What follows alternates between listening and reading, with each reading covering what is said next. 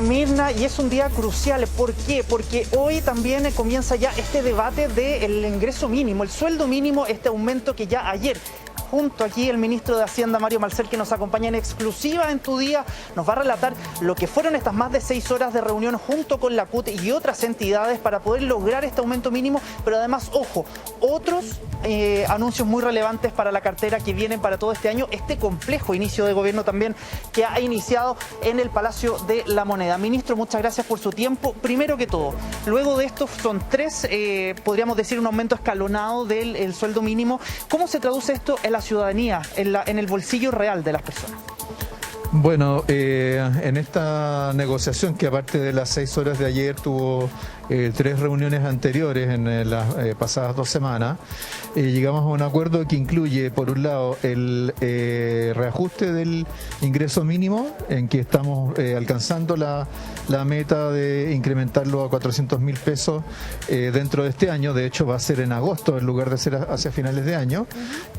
Por otro lado, hay una serie de medidas que apuntan a compensar el efecto de la inflación sobre el costo de la canasta básica de alimentos, y en tercer lugar hay acuerdos de más largo plazo respecto de la preparación de reformas tan importantes como la de la reducción de la jornada laboral, la negociación colectiva y varias otras medidas. Así que fue un acuerdo muy amplio en 3 dimensiones, donde hace ya bastantes años que no teníamos, no ocurría que había una negociación exitosa y un acuerdo con la Central Unitaria de Trabajadores, y además el contenido de este acuerdo es más amplio de lo que habitualmente ha sido en estas ocasiones.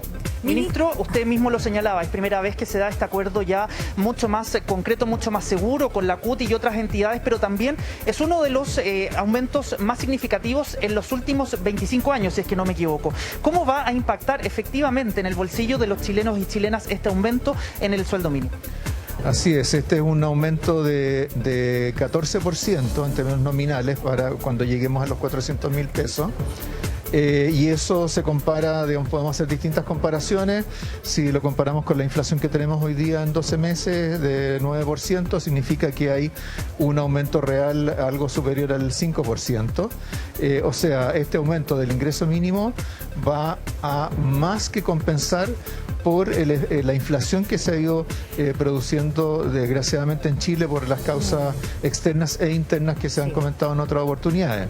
Y además de incrementar de esta manera el ingreso mínimo, además, en caso de que la inflación en diciembre de este año sea superior a 7%, se le van a agregar otro 2,5% o equivalente a 10.000 pesos. Entonces, incluso está previsto, en caso que la inflación sea mayor a lo esperado, también habrá una compensación por ese efecto. O sea, todo esto apunta a que el aumento en el poder adquisitivo sea real. No solamente compense por la inflación, sino que sea real. Y junto con esto está este nuevo beneficio, que es compensatorio del aumento del costo de la canasta básica de alimentos, que es una canasta de 80 productos que calcula el Ministerio de Desarrollo Social. ¿Sí? ¿Cómo está? Le saluda Ángeles desde el estudio. Sí, Primero, dígame. Gracias por estar con nosotros. Un gusto poder conversar con usted y poder ir aclarando varios puntos, Sí, ¿no? hola, Con Ángeles. respecto a esto. Ministro, antes de que pasemos a la canasta básica, para hablar del sueldo mínimo, 2 preguntas en uno. Primero, esto, ustedes como gobierno, para que toda la gente lo tenga claro y no se generen falsas expectativas, esto tiene que ir al Congreso y el Congreso tiene que aprobarlo. ¿Podría alargarse el plazo eventualmente de que la gente reciba efectivamente más luquitas en su sueldo con esta alza? Y lo segundo, ¿qué pasa con las pymes y las MIPYMES o emprendedores que no están que sienten que no están en este proceso porque finalmente ellos no tienen las lucas para pagar? ¿Cómo se aclara eso? Sí, bueno, primero que nada, tenemos que presentar un proyecto al Congreso que se va a presentar el día viernes, ¿Ya? para que empiece a discutirse el lunes cuando vuelvan los parlamentarios y parlamentarias. A partir de ahí van a tener hasta un máximo de 3 semanas, porque ¿cierto? Los sueldos de mayo se pagan a fin de mes, entonces tiene que estar aprobado esta reforma antes de que eso ocurra. Es más o menos los tiempos que habitualmente se han tomado para aprobar este tipo de proyectos. Ya. Respecto... ¿Sí? No, y con respecto a, dígame. a las pymes, a las MIPYME o los emprendedores que tienen 1 o 2 trabajadores a su cargo. Así es una pregunta muy importante porque la pyme es el segmento de la economía donde se emplea una mayor proporción de trabajadores con ingreso mínimo. Claro. Entonces lo que va a haber en este caso es que el Estado le va a hacer un aporte transitorio a las micro, pequeñas y medianas empresas para que puedan absorber con mayor gradualidad el aumento del ingreso mínimo en su componente real, es decir, el componente que excede la inflación. Ya, bien. Mañana ¿ministro? el ministro de Economía va a tener una reunión con las MIPYME y va a entregar todos los detalles sobre esa compensación o ese apoyo del Estado. Es que es súper importante lo que usted nos está diciendo, pero no tenemos el número o la manera en la cual se va a transferir ese dinero o a qué tipo de pyme van a tener que justificar qué cosa, qué tamaño, cuántos trabajadores, ¿Cómo se va a postula? segmentar, se va a discriminar. Claro. Son las preguntas que se hacen muchos dueños de negocio, panaderías por poner un ejemplo, que dicen, bueno, pero me va a tocar cuánta plata es, porque 400.000 pesos de aquí a agosto es bastante el alza, 50.000 pesos por cada trabajador que tengan. Entonces, ¿cómo se va a hacer eso, ministro? Porque hay varios que reclamaron, que ustedes negociaron con la CUT, claro, pero no con otro tipo de organizaciones que representan a las pymes, y justamente, como dice usted, ellos son los que pagan 7 de cada 10 salarios mínimos. Y no es solo el sueldo por ministro, porque también aumentan las imposiciones. Claro. Sí, bueno, hay que acordarse que el ingreso mínimo, cuando hablamos de 400.000 pesos, es el sueldo bruto, o sea, incluye las imposiciones. Claro. No es que sea adicional a esto. Ya. Sí. ¿Ok? Respecto de las características de este apoyo, lo que puedo anticipar, porque como digo, el ministro de Economía va a entregar más detalles y lo va a discutir con la organización del sector, pero básicamente va a ser un aporte que va a corresponder a el aumento del ingreso mínimo por encima de la inflación, y ese aporte se va a entregar a las micro, pequeñas y medianas empresas en función de los trabajadores que estén ganando el ingreso mínimo en esas empresas. Bien, ministro, quiero llevarlo también a otro tema del anuncio que hizo ayer. Ahí justamente Mirna probablemente va a preguntar por lo mismo, pero también sobre la canasta básica. Hemos conversado sobre, en tu día, varios días consecutivos respecto al alza consecutiva de varios de los productos, el aceite, entre otros ítems que son relevantes también para el ingreso familiar de las personas. Ustedes también hablaron anoche de esta canasta básica familiar y algunos ajustes respecto a esto, que incluye algunos beneficios particulares para algunas familias. Si nos puede también explicar un poco sobre ese anuncio que hicieron anoche. Claro, lo que trabajamos con la CUT fue la idea de focalizarnos en esta canasta básica de alimentos, que como decía al comienzo, es una canasta que la calcula el Ministerio de Desarrollo Social con 80 productos en función de los requerimientos nutricionales de las personas.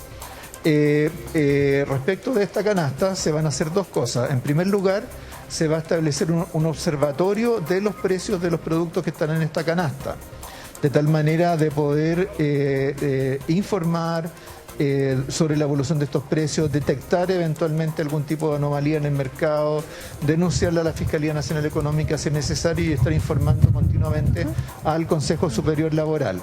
Esa es una parte que es como de vigilancia, por así decirlo, del costo de esta canasta básica. Y lo segundo es la compensación a las familias por el aumento del costo de esta canasta básica.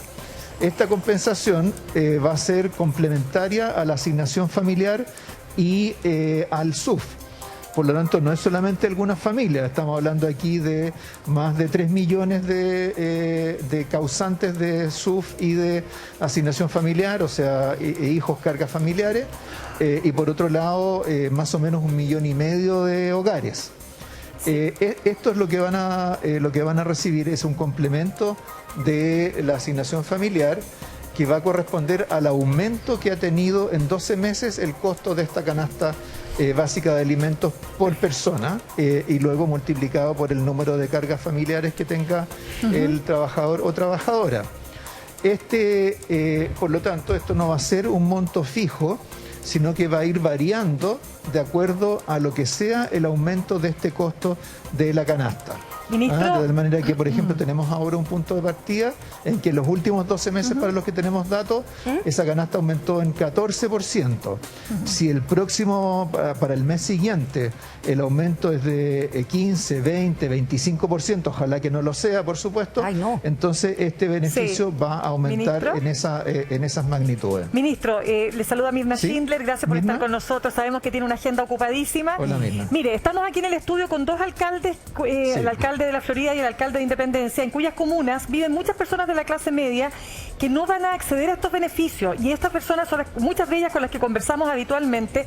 Y muchas pensaban que a lo mejor iba a haber para ellos también algún tipo de transferencia directa, algún tipo de IFE, hablemoslo así, o al menos eso es lo que creían, ya que los retiros fueron no aprobados en el Congreso. La pregunta es, ¿cómo va a abordar el gobierno la situación de ese segmento económico de la población? Bueno, tenemos que tener claro que este complemento de la asignación familiar es para todas las personas que reciben asignación familiar. Actualmente la asignación familiar tiene 3 tramos, ¿cierto? Para sueldos que llegan hasta, me parece que 850.000 pesos por ahí. ¿Ya?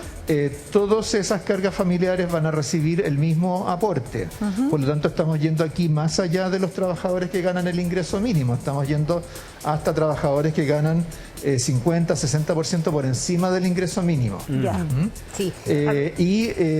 Respecto del resto de las familias, por supuesto, están algunas de las medidas que ya hemos anunciado, que ya están en proceso de implementación, como es el congelamiento de los pasajes de la locomoción colectiva, ¿cierto? La amortiguación del aumento de los precios de las gasolinas, y ahora esta misma semana también, en paralelo con este proyecto, vamos a enviar al Congreso las propuestas para estabilizar el precio de la parafina y del gas licuado. En esa misma Así línea, que no son Ya. sectores que estemos olvidando. Estamos muy conscientes de que hay necesidades en muchos segmentos de la sociedad, pero tenemos que tratar de hacer un uso lo más eficiente posible de los recursos, porque los recursos no son ilimitados. no, estamos claros. Ministro, no puedo dejar, le voy a dar al tiro el pase a los alcaldes, pero no podemos dejar de preguntar a propósito del paro de los camioneros. Una de las grandes demandas tiene que ver con la eliminación del impuesto específico de los combustibles. Eso está completamente descartado, porque también cuando uno ve el alza de las bencinas, muchas personas se cuestionan, ¿no? ¿Por qué no se elimina este impuesto? ¿Cuáles son los pros y los contras desde el ¿Tienen un Ministerio de beneficio Hacienda? ellas? Claro. Claro, bueno, para tener claro lo que significa la recaudación del impuesto específico de los combustibles, equivale más o menos a la recaudación que va a generar todas las medidas tributarias para financiar la pensión garantizada universal. Entonces son grandes volúmenes de recursos. Por otro lado, ¿cierto?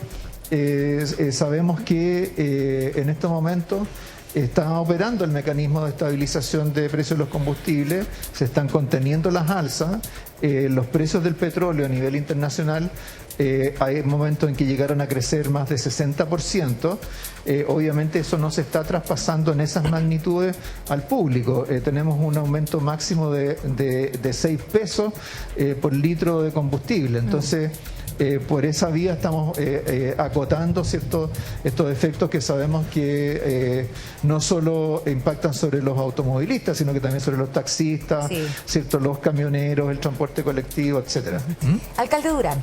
Sí, yo primero valorar de verdad el esfuerzo que se está haciendo, porque especialmente lo relativo a ingreso mínimo permite generar condiciones que favorezcan el empleo decente, y tenemos que generar condiciones para el empleo formal, porque en nuestras comunas tenemos mucho comercio irregular, mucho mercado informal, y creo que medidas de este tipo son un incentivo para ir formalizándose.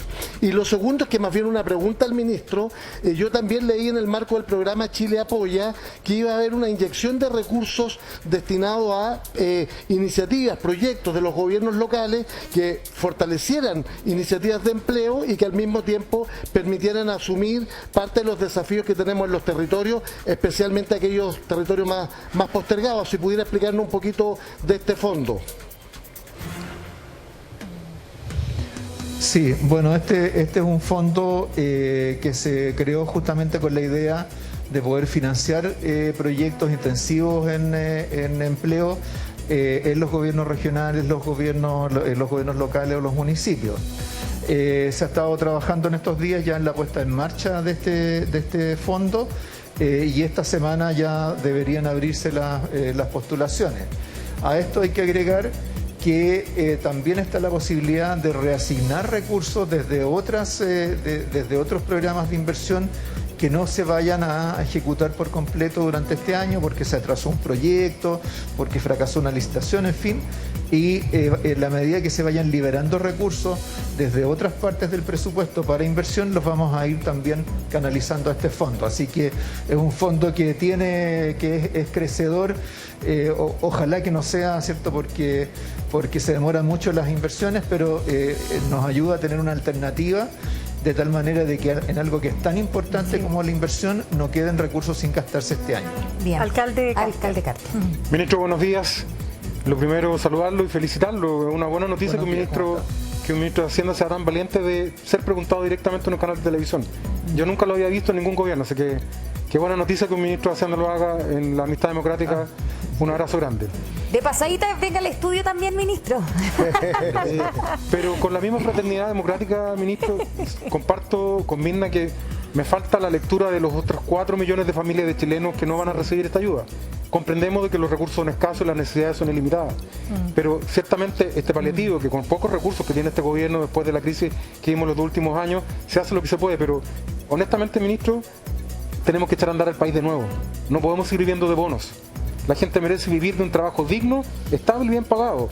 Y no solo fijado por el sueldo mínimo, sino por inversión constante y sonante en el país, con normas claras que protejan la inversión y que nos dejemos de jugar con fantasías que no resultan. En la vida va a ser siempre igual. Levantarse temprano, acostarse tarde, trabajar duro y que te paguen justo, que no abusen contigo. Eso es lo que los chilenos piden, ministro. Por tanto, en buena hora la ayuda, pero me falta la discusión de fondo. Pongamos a andar de nuevo el país. Que la gente vuelva a ganarse la vida con su trabajo y no necesariamente con los bonos del Estado, porque eso es simplemente una ilusión de una recuperación definitiva. Y respecto a algo concreto, ministro, hace pocos días estuvimos en Temuco, los alcaldes que estamos por el gas a precio justo. Ministro, sé que es difícil tomar estas decisiones, pero el presidente Boric se tomó una foto con un balón de gas y dijo, esta va a ser una política de Estado. Eso, hagámosla corta. Eso en plata constante y sonante le aplica al mercado del gas competencia. Y no seguir con estas explicaciones que no terminan nunca y que no permiten explicar que ahora que llueve, ahora que viene el frío, ¿por qué el gas está tan caro si todos sabemos que hay una diferencial? La Fiscalía le llamó opacidad, algunos le llaman colusión. Sin entrar en los calificativos, ministro, ¿qué tal si nos ponemos las pilas y nos permiten, a través de NAP o a través de otra medida, ponerle competencia al mercado del gas y que a los vecinos y vecinas le llegue un precio más justo en este invierno para que no tengan que seguir eligiendo entre bañarse y poder cocinar? Sí, bueno, primero que nada, estoy muy de acuerdo con lo primero que usted plantea. De hecho, ni en el Plan Chile Apoya, ni en este conjunto de medidas hay bonos. Acá lo que hay, ¿cierto?, es complementos de ciertos beneficios, o en el caso de Chile Apoya, con el IFE laboral, incentivos a la contratación.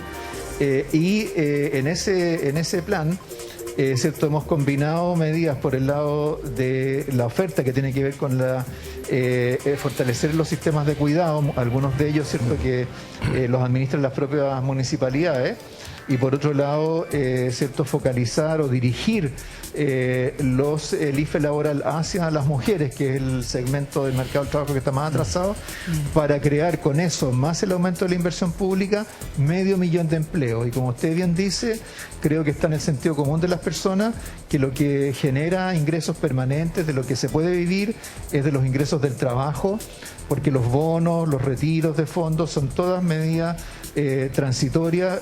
La plata se va y si no hay trabajo, los problemas se quedan. En cuanto al tema del gas licuado, yo justamente ahora estaba hablando con el ministro Webb, el ministro de Energía, ¿sí?, y creo que esta misma semana vamos a tener una iniciativa para juntar los proyectos que están en el Congreso, uno de los cuales tiene que ver con el rol de los municipios, y se le van a hacer las indicaciones que parezcan más adecuadas desde el punto de vista técnico de parte del Ministerio de Energía. ¿Ah? Solo un dato, pero solo un dato, ministro. Nosotros aquí, tomamos un compromiso. Aquí hay un tema de tiempo, de por medio, Sí. ministro. Yo de verdad que no quisiera estar en sus zapatos porque administrar la caja fiscal es muy difícil, pero aquí hay un tema de tiempo. Todos sabemos que poder abrir el mercado del gas va a enfrentar empresas muy poderosas, pero también normas regulatorias que tienen que ser exigentes en materia de seguridad, suministro, inyección y venta del combustible. Por tanto, el sentido de urgencia en estos ministros es fundamental. Son a lo menos 4 meses de implementación para que terminemos antes de este invierno teniendo resultados concretos y baja en el precio del gas. Claro. Sí, cuando nosotros discutimos el tema del aumento de los recursos del MEPCO en el Congreso hace algunas semanas atrás, nos comprometimos a enviar proyectos dentro del mes de abril. Lo vamos a hacer esta semana, así que vamos a cumplir con ese compromiso que responde justamente al sentido de urgencia que usted menciona. Así que es un sentido de urgencia que lo compartimos plenamente.